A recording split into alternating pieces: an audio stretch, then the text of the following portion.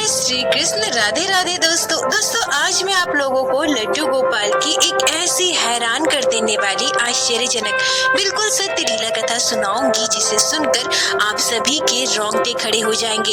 लड्डू गोपाल अपने भक्त परिवार के साथ ऐसा कर सकते हैं। जिस घर में लड्डू गोपाल की सेवा हो, क्या उस परिवार के साथ ऐसी घटनाएं भी घट सकती है? दोस्तों सुनकर रोंगटे खड़े हो जाएंगे। आप सभी भक्तों से विनम्र निवेदन है कि कृपया आज की इस वीडियो को पूरा अंत तक अवश्य देखिएगा, तभी आप लोग इस रोंगटे खड़े कर देने वाली, हैरान कर देने वाली बिल्कुल सत्य घटना को पूरी तरह से समझ पाओगे। दोस्तों आज की यह लीला कथा हावड़ा में रहने वाली अर्चना जी ने हमारे साथ शेयर की है। अर्चना जी कहती है कि उनकी शादी 8 साल पहले हुई थी। ससुराल में सासू माँ, ससुर जी, उनके हस्बैंड और उनकी एक ननद थी, पर उनकी ननद की शादी उनकी शादी से पहले ही हो चुकी थी। अर्चना जी कहती है कि शादी के बाद उनके जीवन में बस दुख और मुसीबतें ही आई। वैसे तो ससुराल में किसी चीज का अभाव नहीं था। हस्बैंड सरकारी नौकरी करते थे, ससुर जी भी सरकारी नौकरी करते थे, पर ससुराल में मैंने कभी सुख नहीं पाया। जब मैं शादी के बाद अपने ससुराल गई थी तो सभी मेरे साथ बहुत अच्छा व्यवहार करते थे। मेरी सासू माँ, ससुर जी मुझे बहुत मानते थे, मेरे हस्बैंड भी मुझसे बहुत प्यार करते थे।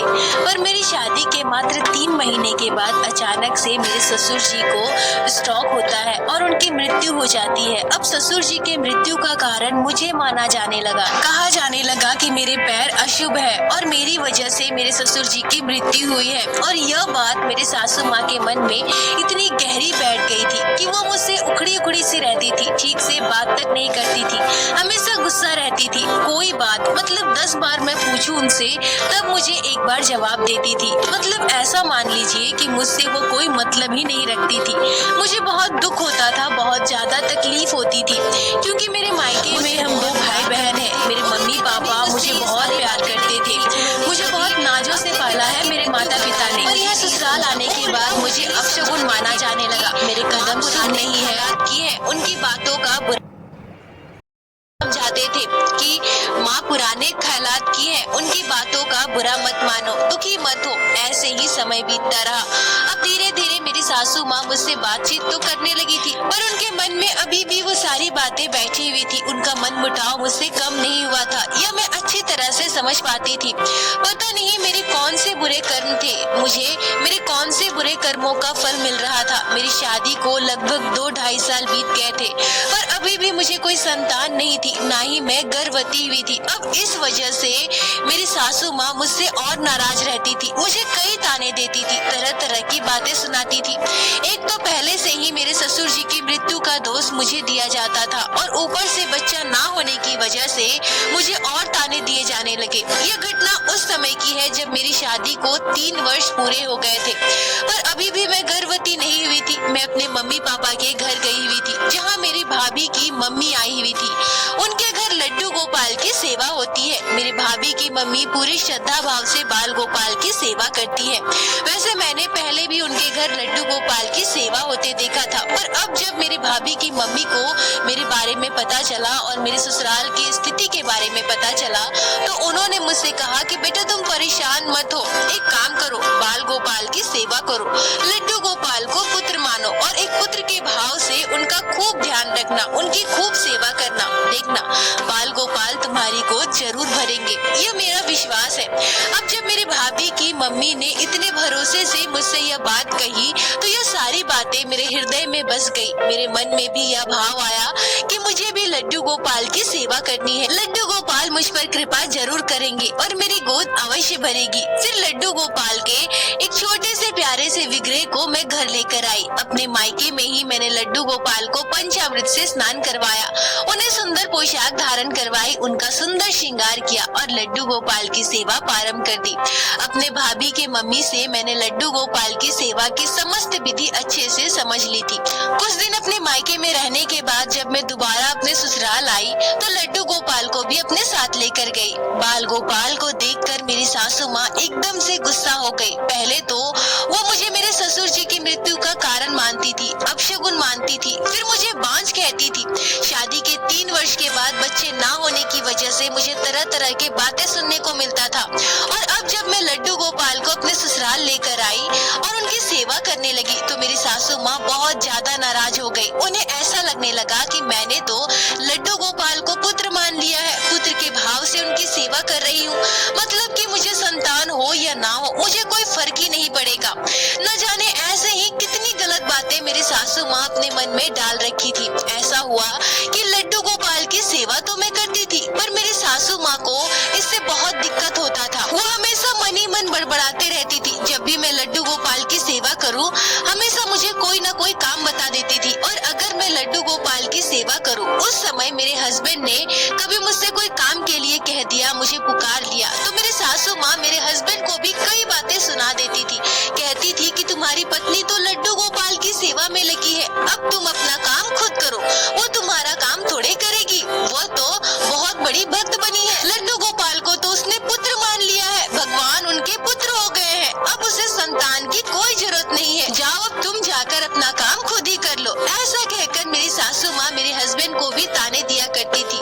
समय बीतता रहा, मेरे मन में बाल गोपाल के लिए श्रद्धा भक्ति और गहरी होती रही। मैं हमेशा प्रत्येक दिन अपने लड्डू गोपाल के आगे अपने बच्चे की कामना करती थी। मैं बाल गोपाल से बस यही प्रार्थना करती थी कि हे मेरे लड्डू गोपाल, मेरे गोद में एक प्यारा सा शिशु दे दो। लड्डू गोपाल, मैं तो आपको अपना संतान मानती हूँ, पर आप एक छोटा सा भाई या बहन लेकर आओ। हे मेरे लड्डू गोपाल, कृपा करो, हे बाल गोपाल, मुझ पर दया करो। ऐसे ही लगभग कुछ महीने और बीत गए।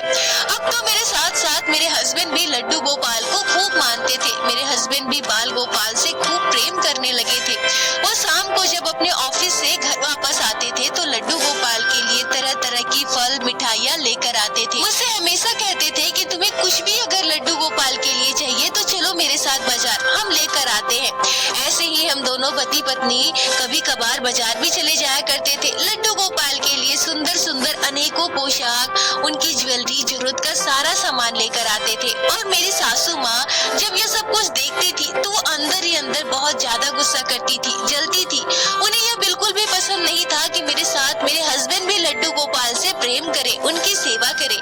मेरी सासू माँ को तो बस यही लगता था कि हम दोनों पति पत्नी ने तो लड्डू गोपाल को संतान मान लिया है, इसलिए हम अपने संतान के लिए व्याकुल नहीं होते। हमारा मन अब शायद अपने संतान के लिए इतना नहीं तरसता, हमारे मन में संतान की लालसा नहीं है। और सबसे ज्यादा दिक्कत तो मेरी सासू माँ को इस बात का था कि हम दोनों पति पत्नी ने लड्डू गोपाल को अपना पुत्र माना है।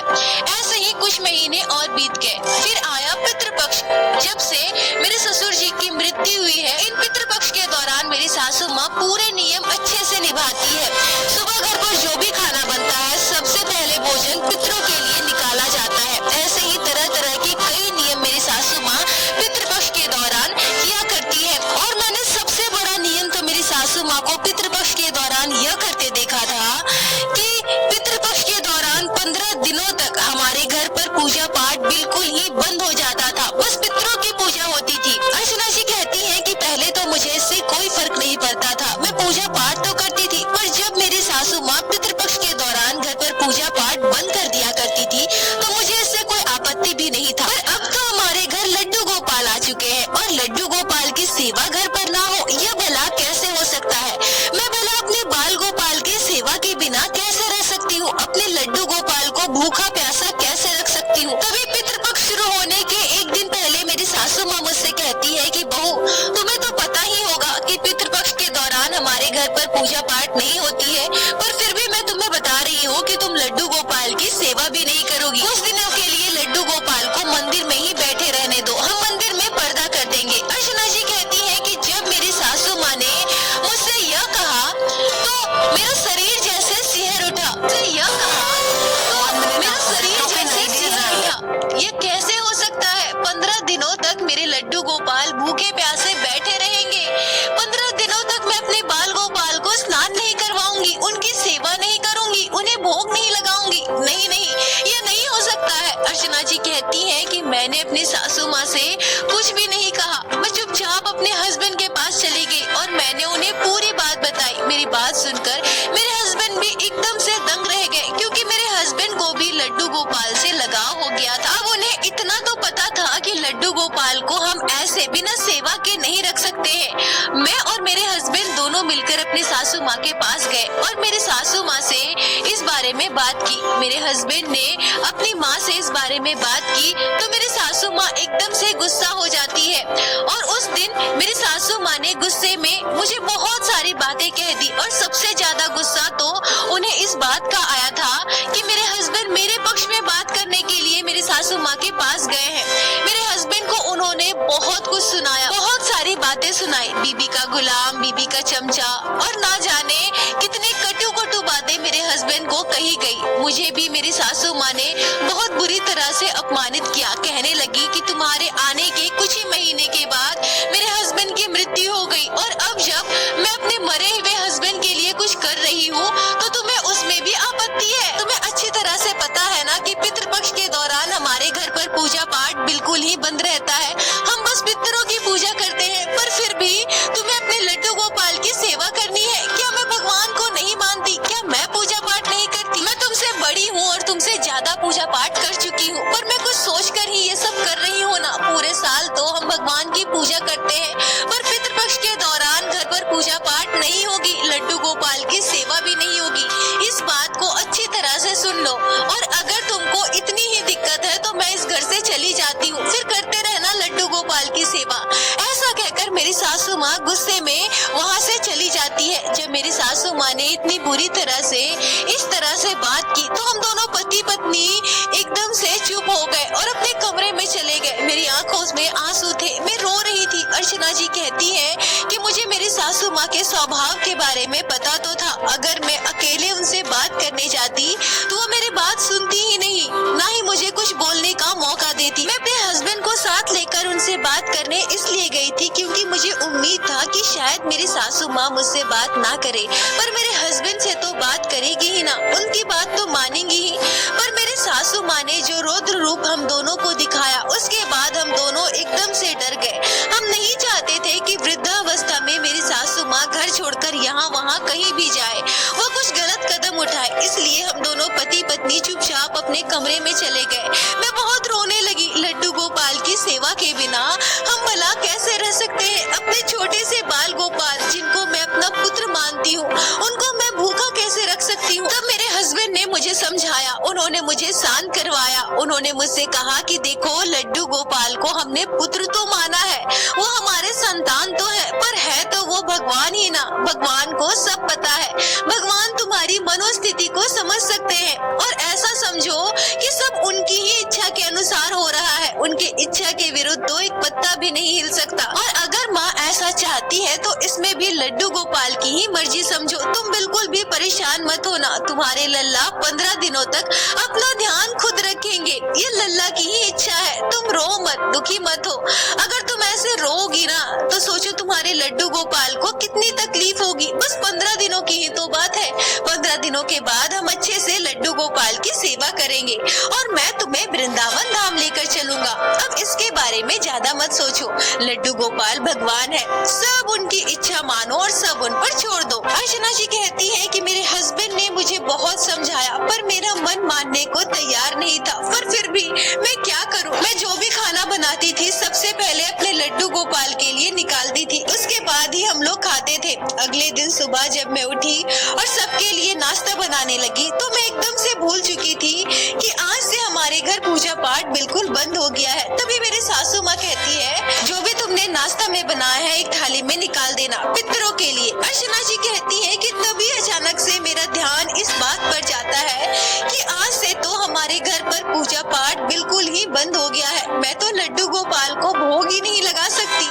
यह सोचते ही मेरी आंखों से आंसू बहने लगे। मैंने अपने आंखों के आंसू पोंछे, खुद को संभाला और सबसे पहले पितरों के लिए खाना निकाला। दोस्तों अर्चना जी जब यह बात मुझे बता रही थी तो वो बहुत ज्यादा भावुक हो रही थी, बहुत उदास हो रही थी। अर्चना जी उदास मन से मुझसे कहती है कि मैं नाश्ता बनाने के बाद खुद स्नान करके लड्डू गोपाल को स्नान करवाती थी, उनका श्रृंगार करती थी, बाल गोपाल को भोग लगाती थी। पर उस दिन तो मैं ऐसा कुछ भी न कर पाई। पूरा दिन एक एक समय मैंने कैसे काटे यह बस मैं ही समझ सकती हूँ। दिन भर मेरे गले से एक नवाला भी नहीं उतरा। मैं यह सोच सोचकर बहुत ज्यादा व्याकुल हो रही थी कि मेरे कान्हा भूखे प्यासे हैं। नियम क्या है, धर्म क्या है, मुझे कुछ भी नहीं पता।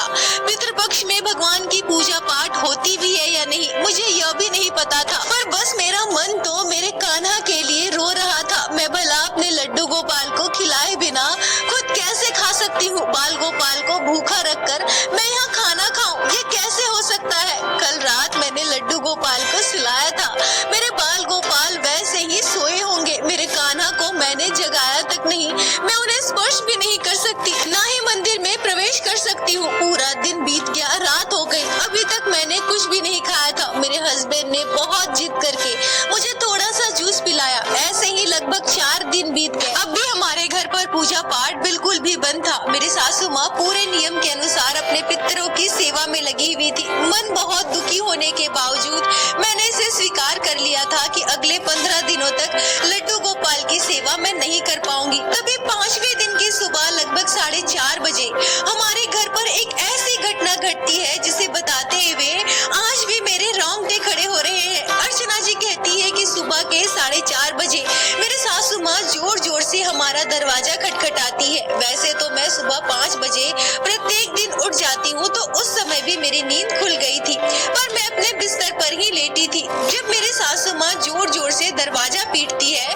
तो मैं एकदम से डर गई। मेरे हस्बैंड भी उठ गए और हम दोनों ने तुरंत उठकर दरवाजा खोला, और दरवाजा खोलते ही हम देखते हैं कि मेरी सासू माँ एकदम से घबराई हुई है, पसीने से भीगी हुई है, और ऐसा लग रहा है जैसे उन्हें सांस लेने में भी दिक्कत हो रही है। एकदम से डरी हुई, सहमी हुई सी मेरी सासू माँ दरवाजा खोलते ही तुरंत भागते हुए अंदर आ जाती है। मैंने अपनी सासू माँ को पकड़ा, उन्हें बेड पर बिठाया, और मेरे हस्बैंड एकदम बिल्कुल डर चुके थे। मेरे हस्बैंड ने उन्हें पानी पिलाया, उन्हें शांत करवाया, और हम दोनों बार बार बस उनसे यही पूछते रहे कि क्या हुआ है आपको, आपकी तबीयत तो ठीक है ना, आप ठीक तो हो ना? पर मेरी सासू माँ कुछ भी बोलने की स्थिति में नहीं थी। वो इतनी डरी हुई थी, घबराई हुई थी कि वो कुछ बोल ही नहीं पा रही थी। वो बस अपने दोनों आंखों से आंसू बहा रही थी, बस रोए जा रही थी, रोए जा रही थी। तभी मेरी सासू माँ मेरा हाथ पकड़ती है और मेरा हाथ पकड़कर खूब रोने लगती है।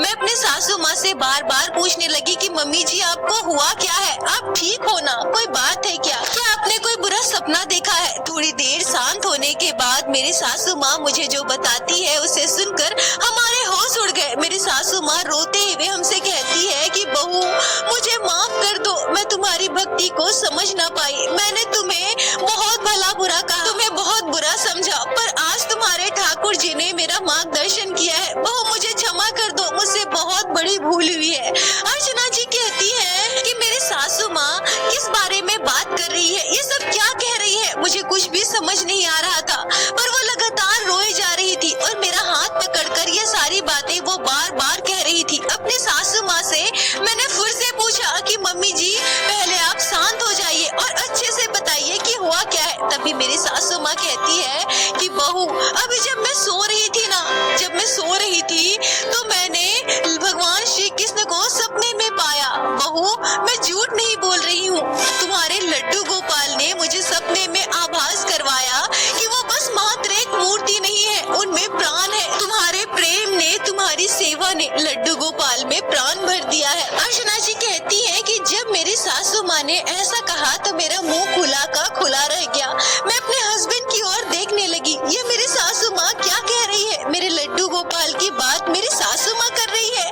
मेरी सासू माँ मुझे बताती है कि जब वो गहरी नींद में सो रही थी तभी उन्होंने अपने सपने में एक छाया मूर्ति के दर्शन किए, और उस छाया मूर्ति स्वरूप को देखकर वो स्पष्ट रूप से समझ गई थी कि ये छाया मूर्ति किसी और की नहीं बल्कि साक्षात भगवान श्री कृष्ण के है, और भगवान श्री कृष्ण साक्षात एक छाया मूर्ति के रूप में, परछाई के रूप में उनके सामने है, उनके सपने में आए। मेरी सासू माँ कहती है कि जब मैंने भगवान श्री कृष्ण की परछाई को अपने सपने में देखा तो मैं एकदम से अचंभित हो गई थी। सपने में ही भगवान श्री कृष्ण के आगे हाथ जोड़ लिया, मेरी आंखों से आंसू बहने लगे। मैं मुंह से कुछ बोल तो नहीं पा रही थी, पर मैंने भगवान श्री कृष्ण को अनुभव किया, और भगवान श्री कृष्ण को अनुभव करते हुए मैं लगातार रोए जा रही थी। तभी भगवान श्री कृष्ण छाया मूर्ति के स्वरूप में, परछाई के स्वरूप में मुझसे कहते हैं कि मैं तो तुम्हारे घर बाल स्वरूप में विराजित हूँ, तुमने कभी मेरी सेवा नहीं की, और मेरी भूखा प्यासा तुम्हारे घर पर बैठा हूँ। क्या तुम्हें यह आभास नहीं होता मैं तुम्हारे घर साक्षात हूँ? मेरी सेवा करो और अपनी बहू को भी मेरी सेवा करने दो। और ऐसा कहते ही वो छाया मूर्ति भगवान श्री कृष्ण मेरे सपने से अंदर ध्यान हो जाते हैं। बहू मुझसे भूल हुई है, मुझे क्षमा कर दो। अभी जाओ लड्डू गोपाल को नींद से जगाओ, उन्हें स्नान करवाओ, उन्हें भोग लगाओ। बहू उनकी सेवा करो, मुझसे पाप हुआ है। अब तो मैं भी तुम्हारे साथ लड्डू गोपाल की सेवा करूंगी। ठाकुर जी साक्षात हमारे घर विराजित है, बाल स्वरूप में वो हमारे घर पर है और मैं उनकी सेवा से वंचित हूँ? नहीं, मुझे अपने लड्डू गोपाल की सेवा की इजाजत दो बहू, मुझे भी तुम्हारे लड्डू गोपाल की सेवा करनी है। अर्चना जी कहती है कि अपनी सासू माँ की बात सुनकर, उनके सपने की अनुभूति जानकर मेरे दोनों आंखों से आंसू नहीं रुक रहे थे। मेरे लड्डू गोपाल साक्षात हमारे घर पर है। मेरे कान्हा ने मेरे सासू माँ के सपने मुझे मैया कहकर बुलाया। मैंने अपनी सासू माँ को गले से लगाया। मेरी शादी के 4 साल बीत गए थे और 4 साल में यह पहली बार था जब मेरी सासू माँ ने मुझे अपने पास बिठाया, मेरा हाथ पकड़ा, मुझे सीने से लगाया। पितृपक्ष होने के बावजूद मेरी सासू माँ ने मुझे लड्डू गोपाल की सेवा की इजाजत दे दी। पूरे पितृपक्ष के दौरान मेरी सासू माँ अपने पितरों की सेवा करती थी और मैं लड्डू गोपाल की सेवा करती थी। और पितृपक्ष बीत जाने के बाद मेरी सासू माँ भी मेरे साथ लड्डू गोपाल की सेवा करने लगी। और जब मेरी सासू माँ ने लड्डू गोपाल की सेवा प्रारंभ की, उसके अगले 20 दिनों में ही मुझे वो खुशखबरी मिलती है जिसके लिए मैं वर्षों से तड़प रही थी। अगले 20 दिनों में ही मुझे पता चलता है कि मैं गर्भवती हूँ और मेरे गर्भवती होने की खबर सुनकर मेरे हस्बैंड, मेरे सासू माँ, मेरे मायके वाले सभी बहुत खुश हो गए। लड्डू गोपाल की कृपा से मुझे पुत्र संतान की प्राप्ति हुई। अभी मुझे एक पुत्र और एक पुत्री संतान है। मेरे बच्चे के जन्म के बाद मेरी सासू माँ का विश्वास लड्डू गोपाल पर और अटूट हो गया, गहरा हो गया। मेरी सासू माँ ने साक्षात भगवान श्री कृष्ण को अनुभव किया है। जब मैं गर्भवती हुई, मेरे बच्चे का जन्म हुआ तो मेरी सासू माँ बहुत ज्यादा खुश हो गई और अपने कान्हा से वो कई गुना ज्यादा प्रेम करने लगी। उसी वर्ष से हमारे घर पितृपक्ष के दौरान भी लड्डू गोपाल की सेवा होती है। मेरी सासू माँ जो लड्डू गोपाल की सेवा के बिल्कुल खिलाफ थी, मेरे कान्हा ने उन्हें ही अनुभव करवाया कि पितृपक्ष के दौरान भी लड्डू गोपाल की सेवा होनी चाहिए। बाल गोपाल हमारे घर में साक्षात है।